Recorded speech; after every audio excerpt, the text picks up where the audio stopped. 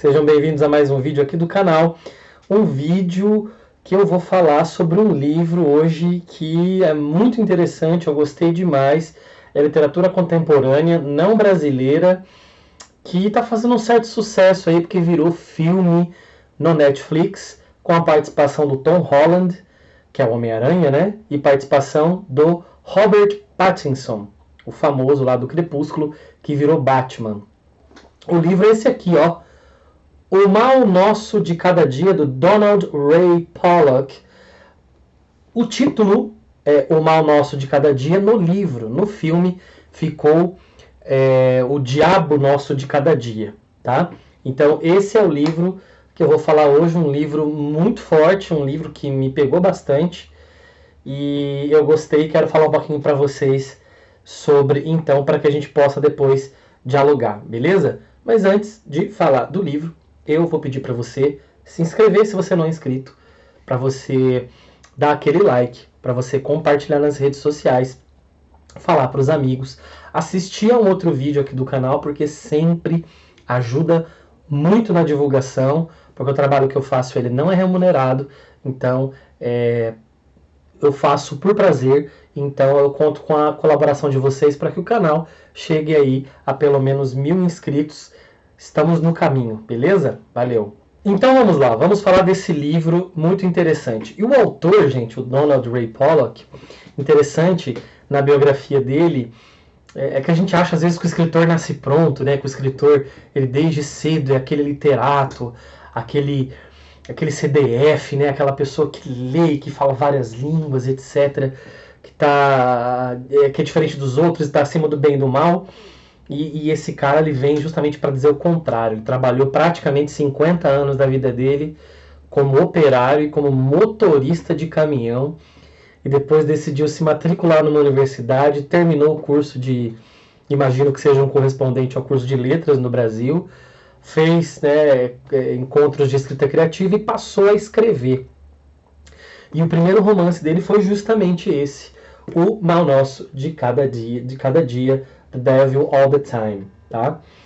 Inclusive o título em português ficou muito legal, eu gostei bastante. Por quê? Porque ele parece remeter à oração, né, do Pai Nosso, que é o pão nosso de cada dia, que é uma coisa boa, o pão, a comida, o alimento, aquele que traz vida, né? Falando sobre o mal nosso de cada dia, aquele que traz morte, que traz tragédias, que traz coisas ruins. Gostei muito dessa tradução. Então, para mim, é um livro que fala, no geral, tá, gente, sobre o mal intrínseco do ser humano. É bem aí que o livro começa, tá? O livro, inclusive, ele tem inúmeras mortes, pelo menos uma dezena. Então, não se acostume muito com os personagens, tá?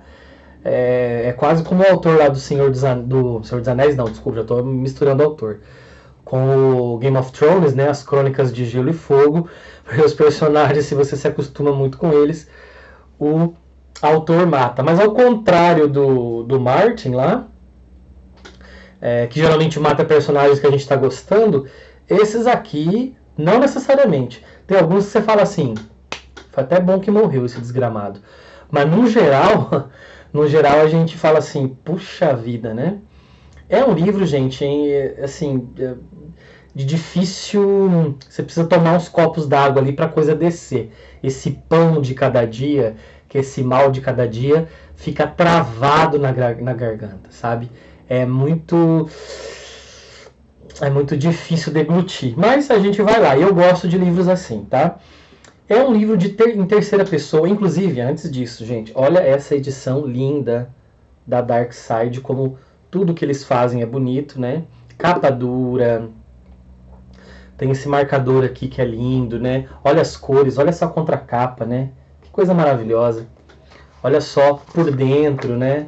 Olha só, é muito, muito legal. Olha só, a diagramação tá linda, né? A diagramação tá maravilhosa. Como sempre, tudo que a Dark Side põe a mão fica muito legal, tá? O livro é escrito em terceira pessoa, tem uma linguagem muito fácil, tá? Ele é bem descritivo nos fatos, descreve bem paisagens, então ele coloca muito bem o leitor dentro das cenas, tá? Interessante é que assim, é uma obra bem psicológica, imagino, mas ele não tem uma profundidade psicológica no interior dos personagens, no mergulho do ser dos personagens. A gente vai vendo as questões psicológicas a partir das ações dos personagens, né? É muito cru nesse sentido e muito bom. E a gente vai vendo as personalidades pelos atos desses personagens, tá? Bom, então, do que se trata a história? Tem muitos ramos. O romance tem muitos ramos. Tem um personagem principal? Não. Acredito que não tenha, porque em cada momento um personagem assume o protagonismo ali do romance. E há vários núcleos que vão se costurando e vão se encontrando ao longo do romance, tá? Mas a gente pode começar falando quem? Seria um começo de um protagonista aí? Seria esse tal de Willard. Willard é de uma cidadezinha na Virgínia Ocidental, chamada Coal Creek. E ele vai para a guerra, tá? Ele vai para a guerra, para a Segunda Guerra Mundial. Ele vai servir, eu não me lembro agora em que lugar, se é nas Filipinas, em que lugar que ele serve. A guerra acaba, ele volta para casa. E o ônibus que ele pegou, desde que ele desceu do navio, né, e foi para casa, ele pega um ônibus. E aí, num estado antes da Virgínia, que é Ohio, ali perto, né, ele para numa cidade para lanchar. E ele, parando para lanchar, ele conhece uma garçonete, ele fica encantado com ela, né? Ele vai embora, ele continua no ônibus, ele vai embora para a cidade dele, só que ele diz, não, eu gostei dela, é com ela que eu vou me casar. Quando ele chega em casa, a mãe, né, recebe ele muito bem, ele entorna uns uísque lá com o tio, a mãe e o tio moram juntos, e ele fala que quer se casar com essa menina, a mãe quer empurrar ele para uma menina da igreja, na igreja que ela frequenta. Como presente para o tio, o Willard ele traz uma arma que supostamente teria matado o Hitler. Imagino que deva ter várias armas que supostamente com que o Hitler teria se matado, né? Então deve ter tido várias lorotas ao longo do tempo, mas essa arma é muito interessante porque se ela não instaura o mal, ela simplesmente potencializa o mal que já está ali. E essa arma ela vai ter seu protagonismo ao longo da história. Como diz Humberto Eco, em um dos seus livros teóricos sobre literatura, que diz: tem uma arma pendurada na parede no começo do livro, até o final do livro essa arma vai ter que disparar.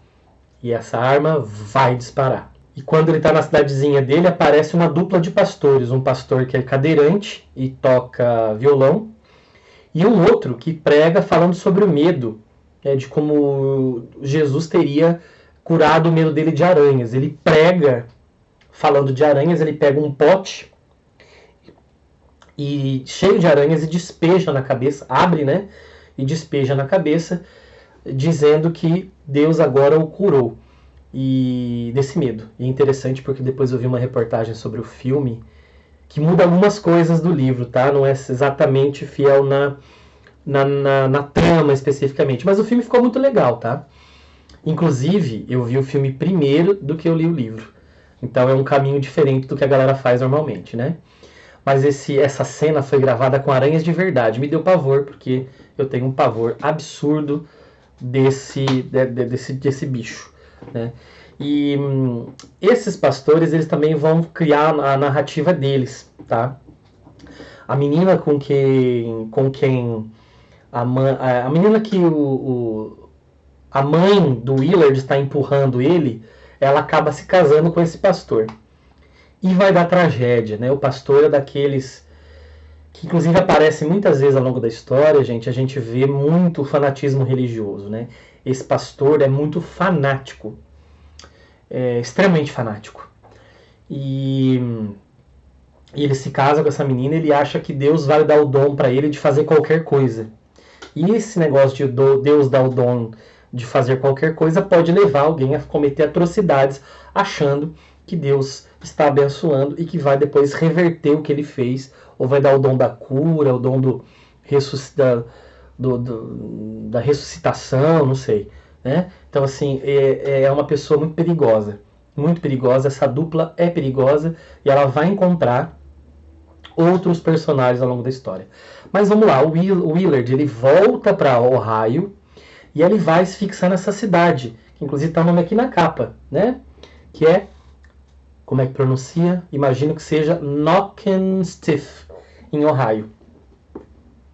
Ele aluga uma casa no campo. Eles têm um filho e ele tem um salto temporal que o menino já tem aí 9, 10 anos de idade, tá? Que é o Arvin. Né? Aí, nesse momento, gente, não é spoiler porque isso acaba fala inclusive na contracapa aqui, né?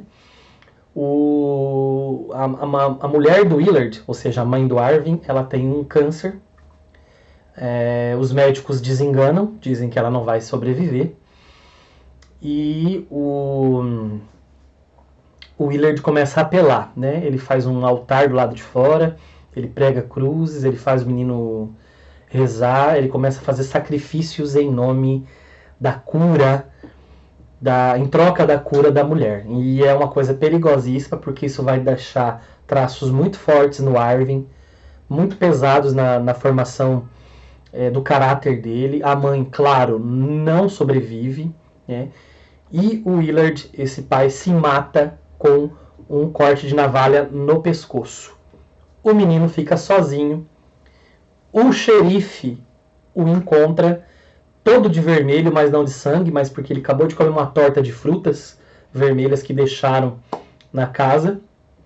Ele está todo sujo de torta, todo vermelho, né? É quase um simbolismo aquele vermelho. Ele não matou os pais, né? Mas é que ele carrega aquele vermelho, aquela vermelhidão, aquele sangue pro resto do livro. E ele tem que ir daí morar com a avó, que mora lá em Coal Creek, na Virgínia. E aí vai se desenvolver essa trama toda. Além, o xerife que vai voltar a se encontrar com esse menino, também em questões sangrentas ao longo do livro. E o xerife tem uma irmã, que é casada, que é garçonete, e é casada com um fotógrafo. E esses dois, quando eles têm um tempinho, eles saem de viagem, pegando pessoas aleatórias que pedem carona, oferecem carona, né, para essas pessoas e acabam oferecendo coisas a mais. Eles oferecem fotos, o homem oferece a própria esposa, essa mulher, para ter relações com essa pessoa, enquanto ele tira fotos. Só que não para por aí, porque a mente desses dois é criminosa, é muito criminosa.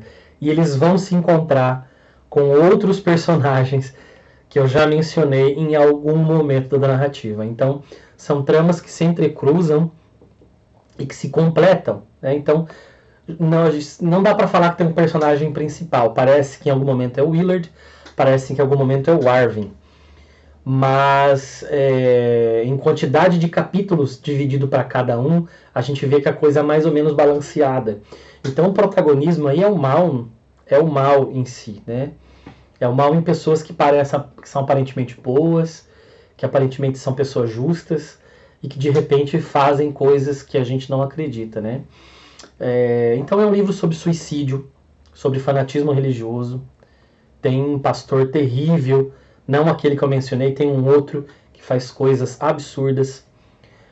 Tem pedofilia, tem perda de inocência, inveja, prazer em ver a morte ou propiciá-la. O que a gente percebe aqui é que a bondade, a esperança, o bem, a inocência, eles são pisoteados e massacrados por esse mal, que não é sobrenatural, mas é muito mais humano do que a gente imagina, inclusive é 100% humano. Como eu disse, o filme muda o título, não é o Mal Nosso de Cada Dia, e sim o Diabo Nosso de Cada Dia, está na Netflix, tá? Então fica aí uma sugestão para você também assistir a um filme. Beleza, gente? Já assistiram ao filme? Já leram o livro? Leram algum outro livro que tem uma trama parecida? Escreva aí nos comentários para a gente poder bater um papo, beleza? E aquilo de sempre, não se esqueça de se inscrever, compartilhar o vídeo, dar aquele like e assistir um outro vídeo. Beleza, gente? Um abraço e até a próxima.